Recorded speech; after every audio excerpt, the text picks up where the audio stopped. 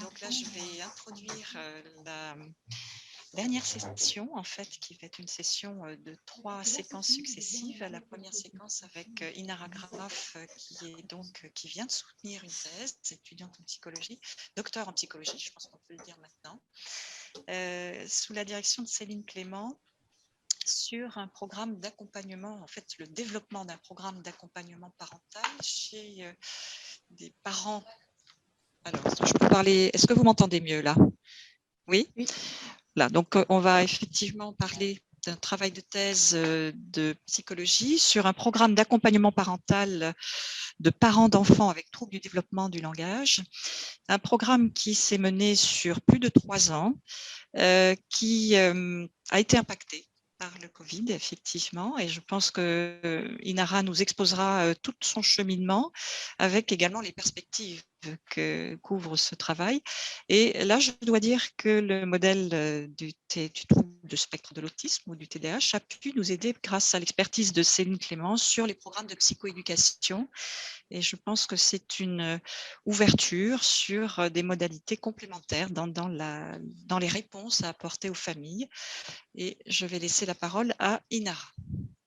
Bon, je suis Inara Graf, donc je suis effectivement psychologue et j'ai soutenu ma thèse en 2020 sur le développement d'un programme de psychoéducation destiné aux parents d'enfants qui ont un TDL. Et aujourd'hui, je vais vous présenter le programme, je vais vous présenter l'origine, ce qui nous a poussé, ce qui nous a incité à développer une intervention, les principaux contenus et également les résultats les plus saillants. C'est un programme qui a été réalisé dans le cadre d'un partenariat avec la Fondation Vincent de Paul, l'association Adèle de Globis, la Fondation Le Phare et l'Université de Strasbourg. Alors, je vais essayer. Voilà. Donc, à l'origine du programme, il y a un partenariat, comme la plupart des intervenants l'ont rappelé aujourd'hui. C'est un partenariat entre les 4 établissements que j'ai cités, qui ont fait un constat qui est l'augmentation croissante des notifications relatives aux troubles du langage de façon générale, mais surtout, sur ce qui nous préoccupe aujourd'hui, c'est le trouble développemental du langage.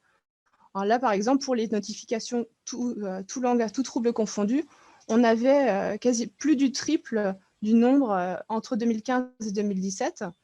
Il faut savoir que les notifications pour le trouble développemental du langage a également augmenté.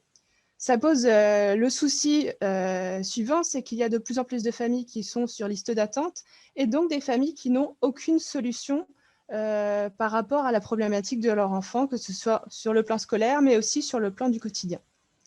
Or, comme vous l'avez vu ce matin avec Madame Maillard, le trouble développemental du langage, c'est 7% des enfants scolarisés, ce qui représente 2 enfants par classe. Quand on sait qu'aujourd'hui, il n'y a pas que des enfants qui ont un TDL, mais d'autres enfants qui vont avoir un TDAH, un TSA ou d'autres pathologies, ça fait une complexité importante pour les parents, pour les professionnels, d'où l'intérêt de créer des interventions pour les soutenir et les soulager. Un autre problème est que le trouble développemental du langage, comme vous l'avez vu, c'est un trouble complexe. Et une des problématiques qui nous ont interpellés, ce sont les difficultés comportementales, puisque sur la période de l'enfant et de l'adolescence, 60% des jeunes vont présenter des difficultés comportementales. Ça peut être des difficultés du type trouble du comportement internalisé ou trouble du comportement externalisé. Tous les jeunes ne vont pas présenter les mêmes difficultés. Néanmoins, elles peuvent poser problème et donc nécessitent potentiellement une intervention. À ceci s'ajoute enfin une problématique parentale qui est souvent un peu méconnue et où le parent est sur le terrain particulièrement isolé, il ne sait pas quoi faire, il n'est pas souvent entendu. Et dans les études, on voit aussi que ces parents sont plus sujets au stress parental, on entend le stress chronique, ils sont plus à risque de développer une dépression et ils ont une qualité de vie moins moindrie, notamment des problèmes de santé physique. Et donc, il existe effectivement des réponses existantes que vous mettez sans doute en place ou que des collègues vont mettre en place. Il existe des interventions qui sont aussi qui font l'objet de recherche. Et cet accompagnement parental, de quel type il peut être? il peut être du type intervention médiatisée par le parent, où le parent est un co-thérapeute et il va participer à la réduction des déficits langagiers ou la réduction des déficits communicationnels. Mais il peut aussi passer par le soutien parental via la coordination des soins, par exemple via les démarches pour la création des dossiers ou le regroupement, enfin, l'allocation de ressources, la mutualisation des ressources pour que le parent ait le moins de charges possible pour le suivi de son enfant. Mais on peut aussi penser à une autre option qui est la psychoéducation. Alors, la psychoéducation, brièvement, qu'est-ce que c'est? C'est une discipline qui a une approche qui a pour but d'aider, en tout cas dans notre cas, le parent à faire avec le trouble. On ne va pas forcément réduire les déficits, on ne va pas résorber les difficultés, en tout cas pas langagières ou communicationnelles, mais on va aider le parent à s'adapter aux troubles chez l'enfant. En effet, notre positionnement est le suivant, c'est que dans le TDL, nous avons des déficits langagiers, mais nous avons par définition, depuis le consensus, des atteintes fonctionnelles qui interagissent les unes avec les autres, et nous avons aussi un fonctionnement parental qui va automatiquement être impacté. Donc, les cibles potentielles de la psychoéducation, pour nous, ça va être à la fois les atteintes fonctionnelles, par exemple l'autonomie, et le fonctionnement parental, dans la mesure où finalement les pratiques parentales adaptées pourraient permettre une amélioration fonctionnelle, une amélioration du quotidien, une meilleure autonomisation de l'enfant. C'est d'autant plus pertinent qu'en 2018 et en 2018, nous avons mené des entretiens auprès de parents d'enfants qui avaient un TDL, qui ont toujours un TDL. Et des entretiens, il ressort que les difficultés les plus homogènes, les plus consensuelles, étaient les difficultés langagières de l'enfant.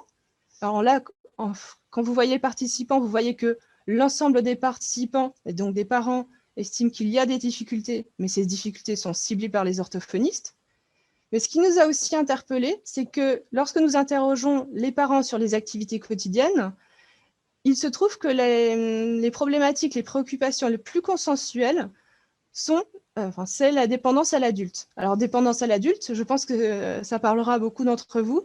C'est des enfants qui ont du mal à faire seuls, des parents qui font souvent à la place de leur enfant, des enfants qui ont du mal à jouer tout seuls.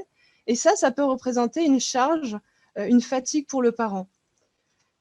Et donc, nous avons développé un programme qui a pour but de faciliter la vie aux parents et surtout, déjà d'intégrer ce qu'est le TDL, d'essayer de créer des stratégies et de développer des stratégies pour mieux faire avec. Donc là, ce que je vais faire, je vais vous présenter les principaux contenus, les axes selon lesquels nous avons développé le programme, les modalités et certains ateliers. Alors, nous avons développé l'outil un peu sur la base du programme qui est proposé dans le cadre du TSA. Donc, dans les TSA, vous connaissez sans doute l'ABCD TSA. Et là, nous avons utilisé la même structure, une structure analogue. Et nous avons développé nos ateliers selon 3 axes. 3 axes qui sont les connaissances du trouble, parce que le parent est en demande d'information, il a besoin de comprendre, ou en tout cas qu'on lui réexplique ce qu'il n'a pas forcément compris. Les émotions et les comportements, puisque dans la littérature, mais sur le terrain, on se rend compte qu'il y a des difficultés émotionnelles et comportementales importantes, comme la rigidité comportementale ou les problématiques de régulation des émotions. Et enfin, les fonctions exécutives, comme vous l'avez vu avec mes collègues précédemment, ça fait partie des fonctions à travailler et que nous avons estimé important d'expliquer aux parents. Les ateliers sont au nombre de 10 et sont basés sur les procédures basées sur les procédures issues des théories de l'apprentissage, notamment le principe du conditionnement opérant. Donc, nous avons 10 ateliers, l'atelier 1 jusqu'à l'atelier 5 et l'atelier 6 jusqu'à l'atelier 10, qui sont des ateliers d'une complexité croissante. On commence par expliquer dans l'atelier 1 la présentation, ce qu'est le trouble, pour partir des bases communes. Dans l'atelier 2, nous travaillons sur les interactions parents-enfants pour favoriser les pratiques parentales ultérieures qui vont être mises en place à partir de l'atelier 3. Et puis, de l'atelier 3 et de l'atelier 6, on travaille sur la communication d'abord du parent vers l'enfant, puis dans l'atelier 6, de l'enfant vers le parent, pour enfin arriver de l'atelier 7 à l'atelier 9, et puis 10 à la fin, sur des thématiques un peu plus complexes qui sont basées sur la structuration de l'environnement, un peu comme ce qu'on peut trouver dans les TSA. Ces 10 ateliers sont également complétés par des visites, 2 obligatoires. La première étant la visite introductive qui va permettre d'évaluer les besoins des parents, de vérifier si le programme est bien adapté et puis de définir des objectifs pour chaque atelier. En fait, comme dans le programme Barclay ou comme dans le programme de l'ABC des TSA, pour chaque atelier, le parent et l'intervenant vont fixer ensemble des objectifs individuels que le parent va devoir se fixer. On a aussi la dernière visite, qui est une visite bilan, qui permet de voir ce qui a été positif, les avancées et comment peut être poursuivi le travail pour chaque parent. La visite 2 est une visite intermédiaire qui permet de redresser le tir si des participants auraient du mal à intégrer telle ou telle notion.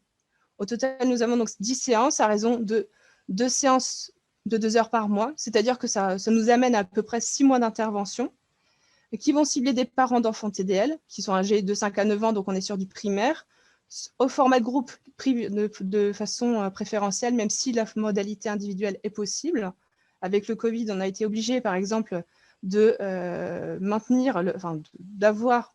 la modalité individuelle. Et nous avons donc un groupe de 4 à 10 parents et 2 co-animateurs qui seraient formés au programme. En pratique, une séance, un atelier, c'est quoi? C'est une première partie de 30 minutes qui consiste à faire un retour sur les exercices.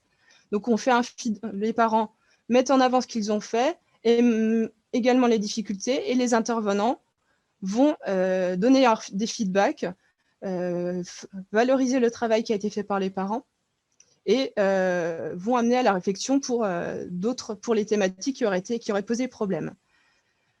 La deuxième partie est un travail sur les notions. Donc, on a un support PowerPoint qui permet de transmettre les notions, mais on a aussi des situations de jeu de rôle, des situations d'exercice où les parents vont intégrer les notions. Enfin, on a 30 minutes de préparation de l'exercice pour la fois suivante, c'est-à-dire que le participant, quand il sort d'un atelier, il sait exactement où il va aller, ce qu'il va faire, quelle est l'activité qu'il va mettre en place et comment. Vous, en tant que professionnel, si jamais vous choisissez de vous former, eh bien, vous bénéficierez d'un guide pour l'animateur, donc qui contient les contenus, mais aussi les techniques d'animation. Le parent bénéficie d'un manuel qui va consigner toutes les données, toutes les notions à retenir, et un carnet de route pour noter les avancées dans l'exercice, mais aussi ce qui a posé difficulté. Je vais maintenant vous présenter quelques ateliers. Donc, les principaux ateliers, le principal atelier du programme, c'est tout déjà l'atelier 1, qui permet de présenter le trouble.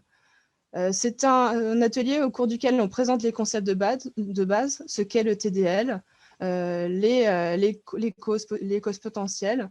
On déculpabilise le parent, on explique aussi ce qu'est le langage, on explique que c'est une action complexe et que donc non, ce n'est pas forcément automatique, en tout cas pas pour un enfant qui a un TDL. On présente aussi les concomitances pour que le parent puisse comprendre la complexité du trouble. Et enfin, on explique aux parents ce qu'il peut mettre en place dès à présent. On met l'accent sur le fait que la mémoire de travail est quelque chose qu'il faut soulager, et donc on sensibilise le parent à la réduction des informations et l'appui sur le visuel. Donc c'est un atelier qui est essentiellement transmissif et sur la base d'échanges, et le parent, à la fin de l'atelier, est amené à définir, à observer les ressources de l'enfant pour ne pas seulement assimiler l'enfant à son trouble, mais aussi à voir quelles sont ses potentialités, comme vous le faites aussi. Les freins, évidemment, c'est le niveau de compréhension du parent. Néanmoins, les leviers restent le fait que le support est visuel, qu'il est vulgarisé et que les parents détiennent aussi des connaissances. Autrement dit, vous pouvez très bien avoir des participants qui maîtriseront moins bien la langue, mais qui vont adhérer aux notions, et inversement, des parents qui vont être très à l'aise avec le niveau de langue, mais pour autant qui auront des difficultés à appliquer ce qu'il leur est proposé. Une deuxième étape, un deuxième atelier qui est important, c'est l'atelier sur les interactions parents-enfants. En effet, dans certains programmes, comme le programme Barclay et Incredible Years, il est introduit le concept de moment spécial. Alors, c'est un temps partagé où l'enfant choisit l'activité avec un parent qui n'a pas de préoccupation, qui a 15 minutes uniquement pour lui et où il n'y a pas d'autres enfants. Donc, on explique aux parents ce qu'il va pouvoir mettre en place avec son enfant pour passer du temps uniquement sur ce que l'enfant souhaite réaliser. C'est ce qu'on appelle le moment spécial. On explique pourquoi on le fait, parce qu'effectivement, les interactions parents-enfants dans le TDL sont parfois compliquées. On est souvent sur une relation où le parent agit un peu comme un rééducateur et on essaie de sortir un peu le parent de ce fameux rôle pour qu'il y ait aussi des temps partagés positifs basés uniquement sur du plaisir. Donc, l'objectif, c'est de mettre en place pour le parent ce moment spécial tous les jours pendant 2 semaines, puis 3 à 4 fois par semaine. Le frein étant effectivement le nombre d'enfants, la charge de travail du parent. Ça, c'est à déterminer avec le parent, c'est à voir avec le parent dès la première visite pour voir si le programme est réalisé, s'il est viable, et surtout pour aussi montrer que le parent fait déjà des choses. Donc, souvent, les parents n'ont pas l'impression qu'ils peuvent mettre en place ce moment, et en réalité il y a un certain nombre de leviers. Un des leviers, c'est effectivement la préparation complète durant l'atelier. À la sortie de l'atelier, le parent sait exactement quand il peut mettre le moment spécial, sous quelle forme. Et il a aussi conscience des bénéfices, puisqu'on a des feedbacks d'autres participants qui peuvent inciter à mettre en place cette activité. Le troisième atelier est le troisième atelier pivot du programme. Il s'agit pour nous d'inciter le parent à prendre conscience de la consigne. Donner une consigne simple pour un parent, mais peut-être même de façon générale, c'est pas simple, puisqu'on a tendance à donner des phrases à rallonge. Et ça, pour un enfant qui a un trouble du langage, c'est extrêmement complexe, c'est fatigant. Et donc, on explique aux parents que si on veut que l'enfant ait un comportement adapté, on va devoir travailler sur notre consigne. Parce que si l'enfant n'accède pas à l'information, s'il ne comprend pas ce qui est attendu de lui, alors il est moins probable qu'il agisse comme on le souhaite. Autrement dit, on est bien sur un schéma A, B, C, l'antécédent, comportement et conséquences, comme dans les TSA, comme dans le programme Barclay. Et nous, on va essentiellement se baser sur la consigne. On va inciter le parent à rendre sa consigne claire et aussi à baser sa consigne sur des indices non verbaux quand c'est nécessaire. L'exercice est assez simple, c'est de choisir une consigne, un comportement attendu et de la mettre en place. On est aussi sur la base d'échanges et d'exercices collectifs. Les freins étant l'acceptation du parent à utiliser des incitations non verbales, c'est-à-dire qu'il y a des parents qui pensent que le fait de mettre une incitation non verbale va freiner le langage. Tout l'enjeu est d'expliquer que bien non, ça peut fonctionner en complément.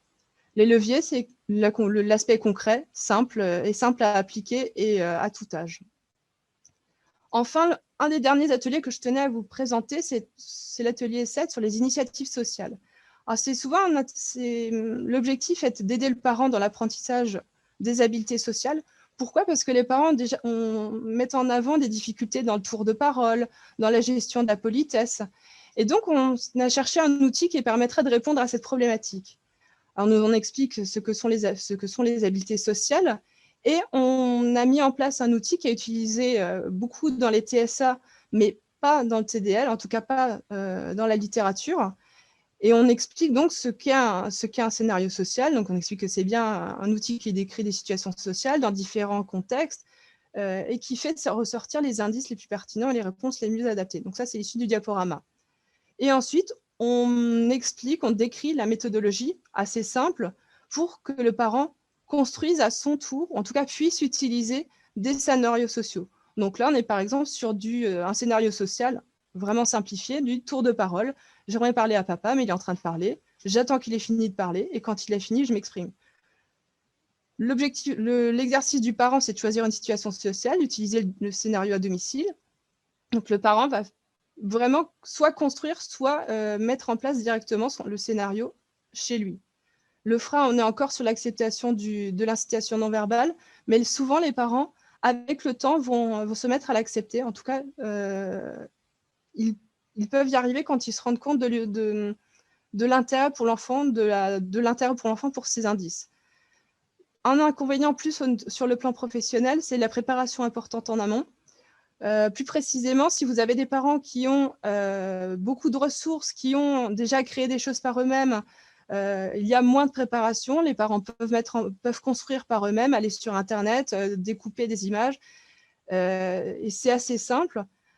À l'inverse, si vous avez des parents qui sont en difficulté pour mettre en place les stratégies, peut-être sera-t-il nécessaire de faire un peu à sa place, en tout cas de proposer un premier panel de scénarios sociaux tout fait. On en a déjà créé.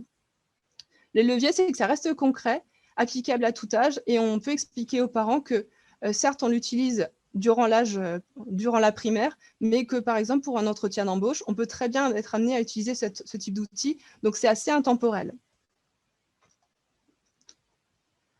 Alors, je vais vous présenter un certain nombre de résultats qui restent descriptifs parce que notre recherche a commencé en 2017, mais l'expérimentation a commencé à proprement parler en 2018. Nous avions un groupe pilote composé de 4 mères en 2018 et entre 2019 et 2020, un groupe que j'ai animé composé de 2 mères et un couple et 2 couples suivis au format individuel, l'un suivi par Maxime qui vous présentera ses retours et un autre couple suivi par Marie d'Adèle de Globitz qui nous ont permis de vraiment avancer sur les contenus et le programme. Donc, vous voyez bien que c'est un échantillon modeste, donc d'où les résultats descriptifs à ce jour. Donc, le principal résultat que nous avons, c'est que nous avons construit un questionnaire d'évaluation des connaissances sur le trouble et développemental du langage, basé justement sur l'intégration des pratiques parentales adaptées dans le TDL. Et nous avons observé qu'entre le début du programme et la fin, on avait une amélioration des connaissances de tous les participants et que c'était stable dans le temps pour le groupe. Ça donne une indication sur les connaissances relatives aux troubles et les pratiques adaptées, parce qu'effectivement, quand on dissocie l'aspect connaissance et l'aspect pratique, les parents qui adhèrent le moins au programme sont ceux qui progressent le moins au niveau des pratiques. Donc là, par exemple, vous avez une question sur les difficultés de concentration en lien avec les comorbidités possibles, mais aussi aux facteurs motivationnels ou à la difficulté langagière. En question 16, on a le respect de la consigne. Donc, on est bien sur l'atelier 3. Donc, on évalue vraiment les contenus, l'intégration des contenus du programme. Un deuxième résultat qui a été intéressant, c'est l'amélioration comportementale de l'enfant, cette fois-ci, à court terme. Donc, nous avions administré aux parents le questionnaire des situations à la maison qui avait été développé par Barclay. Et dans des situations d'opposition, nous nous sommes rendus compte que les enfants avaient des comportements d'intensité moindre entre le début de l'intervention et la fin de l'intervention. Et enfin, nous avions évalué la validité sociale liée au programme et nous avons constaté qu'elle était satisfaisante. Donc, par validité sociale, qu'est-ce que j'entends ? C'est la pertinence sociale des objectifs évalués. C'est-à-dire que si vous avez des résultats, une amélioration des connaissances, par exemple, mais que les parents ne sont ni satisfaits et qu'ils estiment que les procédures vont nuire à l'enfant, alors notre programme n'a pas la valeur que nous espérons. Mais là, nous avons des participants qui sont satisfaits du programme, que nous avons évalué avec le TAI, et ils adhèrent. Il y a une adéquation aux procédures satisfaisantes. Par exemple, si on demande aux participants si le programme permet une amélioration des compétences chez l'enfant, ou si on pose la question sur le principe de non-nuisance, les parents répondent favorablement aux questions.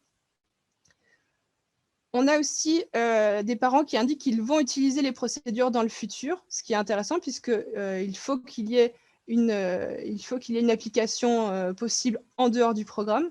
Et enfin, les parents recommandent le programme à d'autres participants.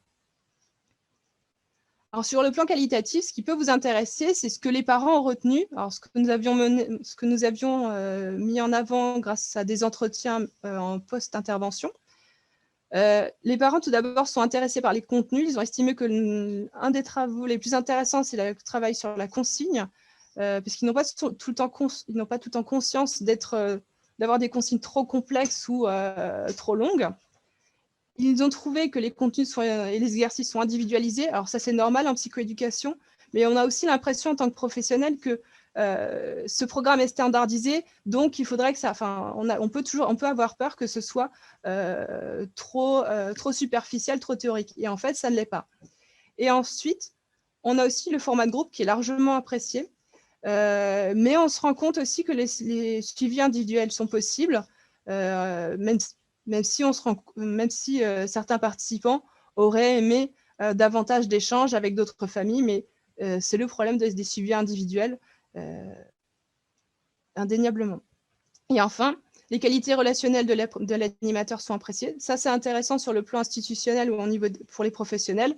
C'est une qualité qui est indispensable pour mettre en place le programme, en tout cas pour l'animer. J'arrive plus à tourner. Pardon. Alors concrètement, vous aimeriez savoir peut-être ce que font les parents. Par exemple, pour un atelier qui était justement l'atelier sur les fonctions exécutives, on avait mis en place un outil qui est beaucoup utilisé chez les managers, c'est le QQOQCP, qui est la règle du qui, quoi, comment, où, comment et pourquoi. Et le parent devait faire une sortie IKEA. Il avait mis en place toutes les aides visuelles pour structurer l'information à donner à l'enfant au moment de la sortie. Donc là, quoi, nous allons à IKEA, avec qui en famille, ou à Strasbourg, quand le lundi, comment en voiture, et pourquoi, je ne sais plus pourquoi d'ailleurs, mais pour mettre en place un placard. Du coup, l'enfant était très intéressé par ce support, et ça réduit un certain nombre de crises et ça favorise la compréhension chez l'enfant. On a aussi un participant, on a une famille qui, pour le moment spécial, a mis en place toute une pièce dédiée au jeu. Alors, on n'en demande pas autant aux parents, si ça peut vous rassurer, mais là, le parent était très investi et a choisi d'investir cet aspect-là. Donc, le parent fait vraiment quelque chose. Il n'est pas passif dans cette intervention. Nous, ce que nous avons aussi apprécié, c'est certains retours concrets en entretien. C'est des parents qui nous disent, déjà, c'est de communiquer avec d'autres parents. On se rend compte qu'en fait, qu'ils ont à peu près les mêmes problèmes, non pas identiques, mais à peu près.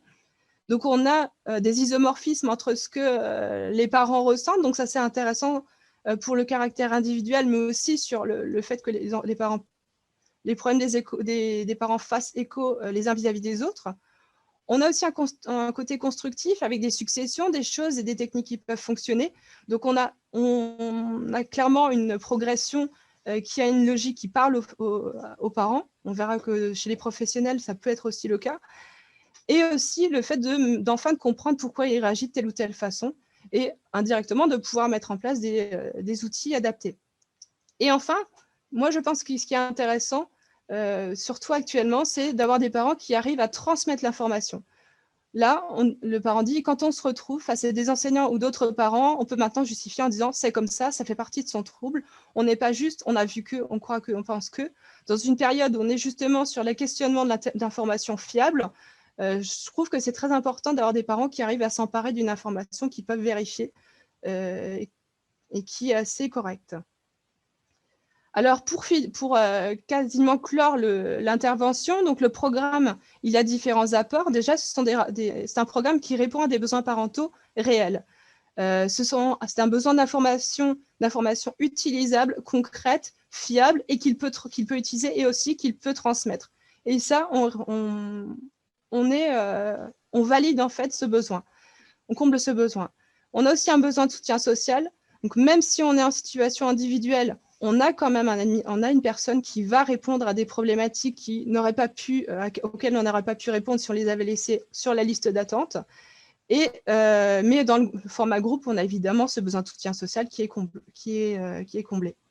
Ces besoins sont certes hétérogènes. On n'aura pas forcément des parents qui vont répondre à l'ensemble du programme de façon homogène, et c'est souvent centré sur l'enfant.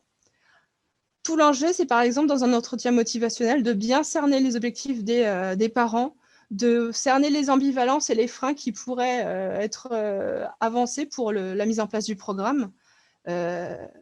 Néanmoins, une des propositions qui peut aussi être mise en avant, c'est de cibler les parents par profil et les enfants aussi. Par exemple, vous pouvez bien regrouper les enfants en termes d'âge pour qu'il y ait un meilleur écho entre les participants. Si par exemple, dans les instituts, on choisirait d'intégrer le programme,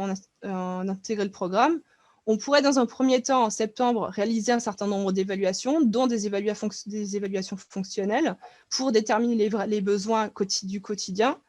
Et à partir des évaluations comportementales, on pourrait par exemple définir un certain groupe, par exemple des parents dont l'enfant a des difficultés comportementales, puisque c'est de ce dont j'ai parlé au début et c'est ce qui parle aux parents, pour constituer des groupes cibles pour le programme et définir une équipe, définir un coordinateur, animer le programme et ensuite vérifier les résultats.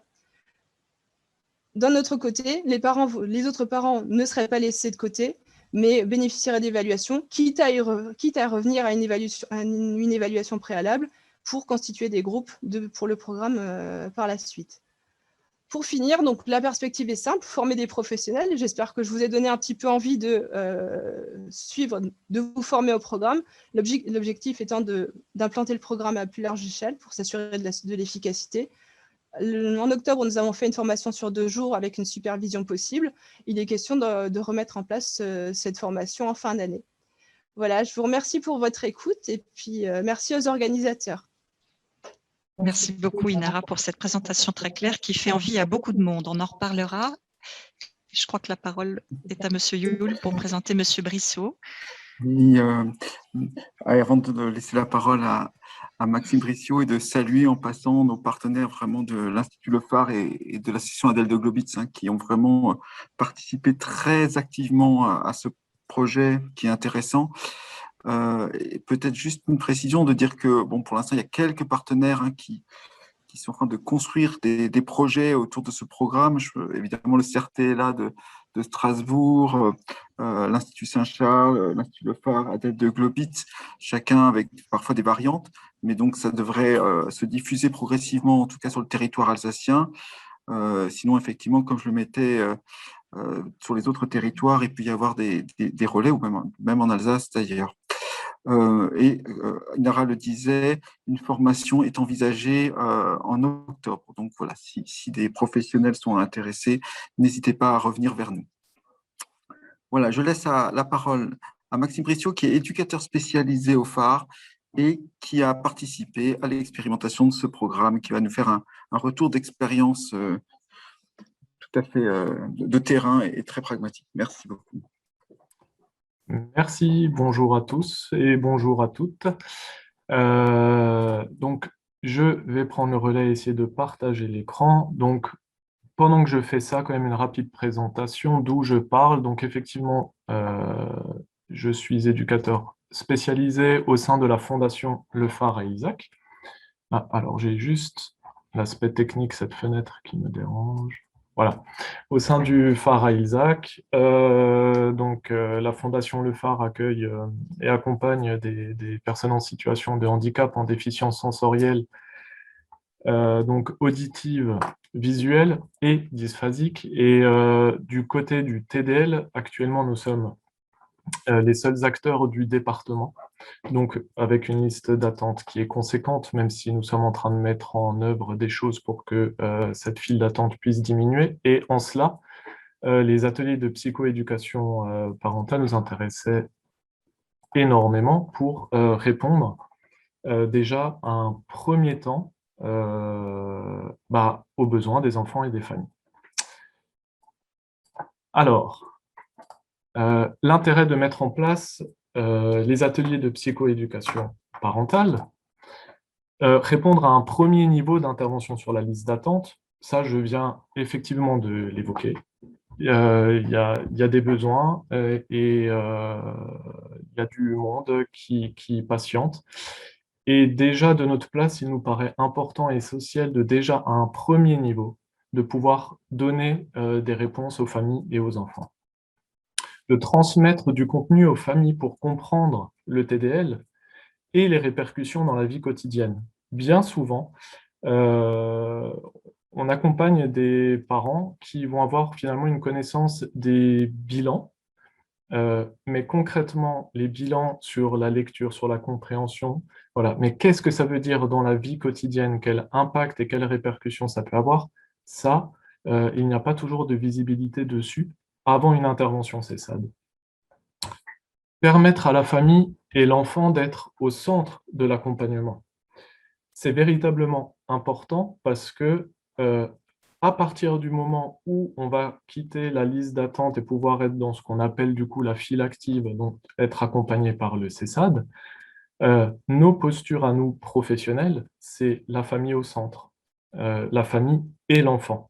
Et là déjà, dans un programme comme ça, on est déjà en train de mettre, comment dire, cette relation, ce fonctionnement-là en œuvre. Avoir un impact sur le parcours futur une fois admis au sein du CESAD, ce serait plus à formuler sous forme de questions, en intervenant déjà, en donnant déjà des éléments d'information, en donnant déjà des manières de faire concrètes. Est-ce qu'une fois admis au sein du CESAD, ça va influer plutôt sur le parcours? Peut-être qu'il y aura besoin de moins d'accompagnement, réduire la temporalité, alors qu'on a déjà agi préalablement sur le contexte de vie. Agir sur le contexte de vie de l'enfant pour minorer ses difficultés. Et oui, on est sur liste d'attente. Si l'enfant est sur liste d'attente et qu'il a été orienté vers un CESAD, c'est-à-dire qu'il vit des choses et qui sont difficiles pour lui, pour la famille et pour lui dans le quotidien. Et c'est aussi pour nous et très important de déjà là pouvoir minorer tout ce qui peut être difficile pour lui dans son quotidien. Quand on pense à un programme comme ça, je voulais juste mettre en lumière un petit peu, nous, comment on l'a vécu, donc comment penser l'organisation. Du côté de l'institution, la réflexion s'est posée sur quels professionnels, effectivement, peuvent accompagner. Nara Graf l'a déjà souligné avant.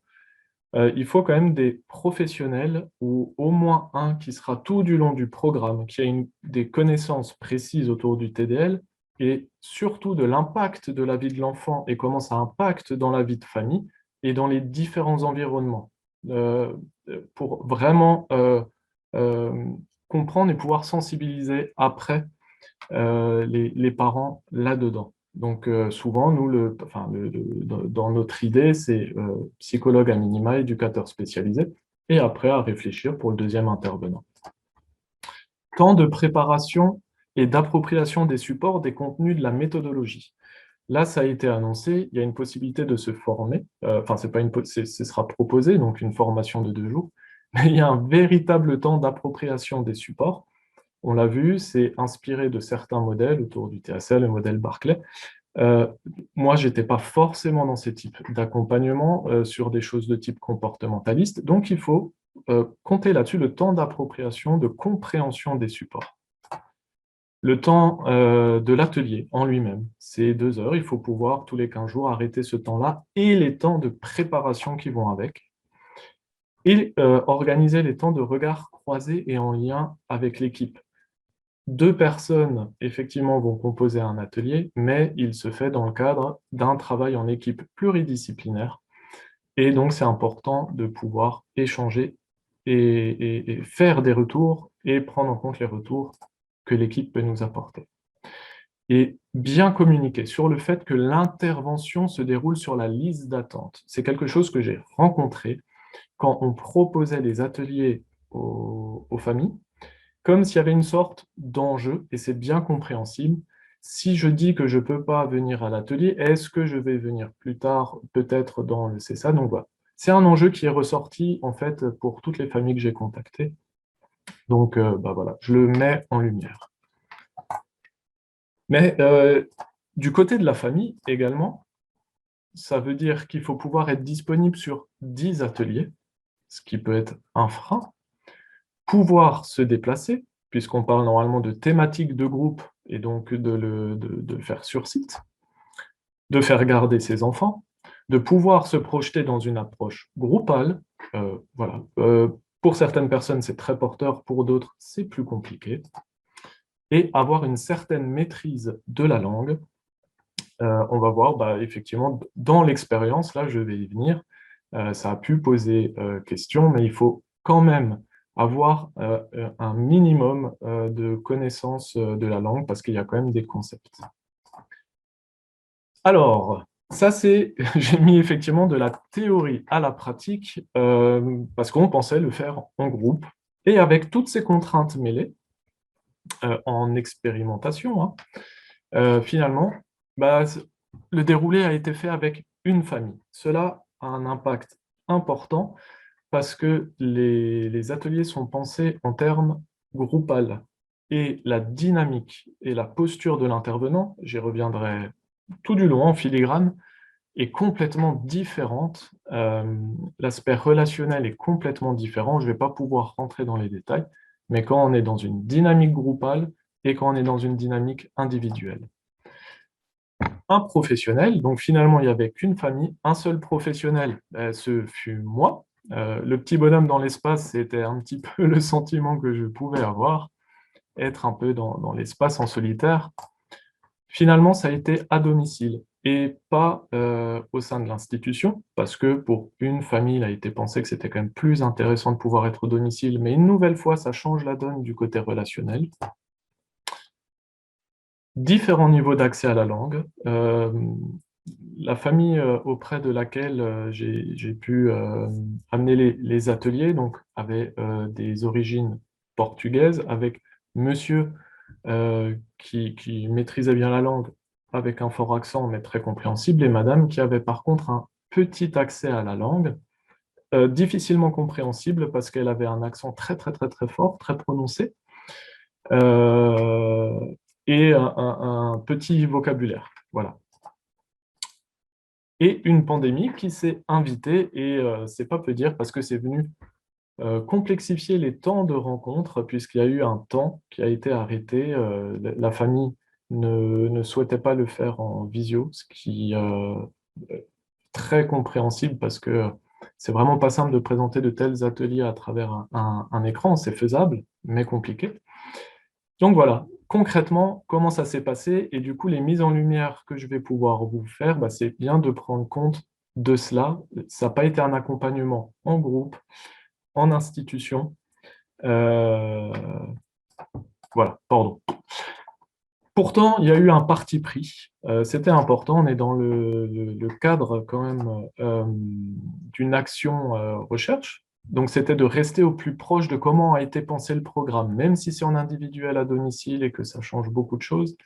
Ça a été quand même de proposer les ateliers vraiment selon les modalités groupales, pour pouvoir transmettre des éléments d'observation, d'hypothèse, faire des va-et-vient et que ça puisse enrichir les observations, percevoir ce qui peut être difficile ou à l'inverse facilitant et aidant, et organiser la réflexion et avoir un maximum d'informations pour réutiliser et ou remanier cet outil d'accompagnement. Alors, quelques éléments du déroulé. Donc, bien sûr, il n'y aura aucune exhaustivité dans la présentation. Vous imaginez bien que 10 ateliers de 2 heures, pardon, il y a énormément d'informations qui sont remontées. J'ai essayé de prendre quelques informations significatives. Et du côté de la famille, et une mise en lumière du côté des professionnels. Alors, la maîtrise de la langue, je l'ai dit juste avant. Donc, nous avions, j'avais donc à accompagner une famille, donc il y avait vraiment une maîtrise de la langue qui était différente. On était à 2 niveaux bien distincts. Pour le professionnel, ça demande de s'adapter, de créer un vocabulaire commun et de déterminer le message essentiel. Et c'est vraiment là l'important, c'est là on va employer, quand on parle de TDL, il y a quand même un vocabulaire qui n'est pas accessible toujours, enfin voilà, communément. Et alors, c'est du coup trouver, OK, sur quoi on peut s'entendre et quand on emploie ce mot-là, ça me permet de vous donner un sens à ce que je vais dire et est-ce que sur ce sens, on est OK tous les deux?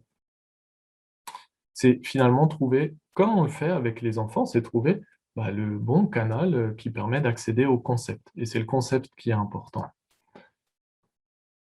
Le diagnostic, l'origine du trouble. Dans les ateliers, dans le premier atelier, effectivement, est évoquée la question du diagnostic et la question de l'origine du trouble. Et là, il y a quelque chose de fondamental en termes d'accompagnement, parce qu'on sait qu'il n'y a pas un consensus global, mais il y a la part d'hérédité, la part génétique, avec tout ce que ça peut amener aux parents. On peut le trouver en forme parfois de culpabilité aussi. Et donc là, il y a quelque chose qui est très très lourd, et c'est de savoir, mais dans le parcours diagnostique, dans l'origine du trouble, où vous en êtes vous, dans votre perception de ça, comment vous pouvez le vivre, comment vous vivez ça dans votre quotidien. Là, dans la formule programme, il faut pouvoir du coup être rassurant et contenant dans un temps restreint. En individuel, c'est quelque chose qui peut prendre vraiment du temps, parce que c'est un socle après pour passer justement à d'autres étapes dans l'accompagnement et pouvoir mettre des choses en place petitement. Donc, en individuel, voilà, c'est quelque chose où il faut être extrêmement attentif, parce qu'on touche à quelque chose qui a une certaine intensité, et il faut pouvoir l'accompagner sur un petit temps. La fluctuation d'application selon l'implication parentale attendue. Alors, je vais vous expliquer cette phrase qui est un petit peu alambiquée quand même. Ce que j'ai pu observer, c'est dans l'exemple avant que présentait Inaragraph, la famille qui a mis une pièce pour le temps spécial a créé une salle de jeu. Voilà, c'est quand même un acte extrêmement fort. D'emblée, donc, on investit très fortement les ateliers. Mais il y a une fluctuation après, c'est quand dans les différents ateliers, on est dans comment le parent doit formuler les choses quotidiennement, comment il doit penser la règle et devoir l'appliquer jour après jour. Enfin voilà, là il y a quelque chose qui a été plus difficile parce que c'est l'implication du parent au quotidien pour aider son enfant. Là, dans la posture du professionnel, très important, c'est que ça ait pu se faire plus ou moins, c'est de pouvoir encourager, de pouvoir comprendre, d'avoir une attitude et un discours non jugeant. Bien sûr, on va me dire, bien évidemment, il n'y a pas de discours non jugeant, mais c'est très important dans la manière dont on verbalise quand même les choses, quand on nous dit ça, on n'a pas pu le mettre en place. La question, c'est presque comment on a réussi à pas pouvoir. Donc c'est vraiment quelque chose de dire dans une démarche constructive de changement, c'est dans un processus. Donc dans un processus, il y a des moments où ça fonctionne et des moments où on ne peut pas. Donc pouvoir déterminer assez rapidement ce qui a pu être un frein pour trouver le levier pour que ce frein il soit un petit peu moins fort. Que j'ai pu rencontrer aussi, c'est ne pas reconnaître son enfant dans ce qui est présenté. C'est dire, écoutez, moi, mon enfant, là, dans ce que vous me racontez, nous, on n'a pas du tout ce souci-là. J'ai souvenir, par exemple, en termes d'habileté sociale à l'extérieur. Non, il connaît vraiment bien les codes sociaux. Ça n'a jamais été le cas. Et il y a un phénomène, du coup, de si l'atelier parle de ça, comme un petit décrochage. Là, ce qui est important, une nouvelle fois pour l'intervenant, c'est de nourrir d'exemples. C'est de dire, OK, sur ce qui vous est proposé là, dans cet exemple ou ces exemples, les ateliers sont nourris d'exemples. Mais dans ces exemples-là, raccrochez encore à d'autres situations, peut-être qu'ils ont connues avant, maintenant, ou des situations à venir. De dire, c'est peut-être pas maintenant que vous rencontrez quelque chose, mais dans le développement de l'enfant, déjà dans le développement naturel, entre guillemets, de l'enfant, on va aller au-devant de ce type de situation, et est-ce que vous pensez comment il va pouvoir le faire? Et là, le parent, du coup, il peut réinvestir l'atelier. Il y a la question du journal de bord. Donc, le journal de bord est pensé donc, pour les parents, et comme l'expliquait Inaragraph, à la fin de l'atelier, on a pensé ce qui va être travaillé dans l'entre-deux, en fait, entre deux. Là, une des difficultés que j'ai pu connaître, c'est qu'il n'a pas du tout été investi. Pour la maman, donc pour la maman, c'est parce qu'il y a un accès à l'écrit qui était difficile, et pour le papa, il y avait quelque chose qui était compliqué, peut-être, de noter, mettre en mots. Une nouvelle fois, nous sommes en individuel. On ne présente pas en groupe quelque chose, il n'y a pas la force et l'émergence du groupe qui est là, qui nourrit, qui donne une émulation positive. Enfin, voilà.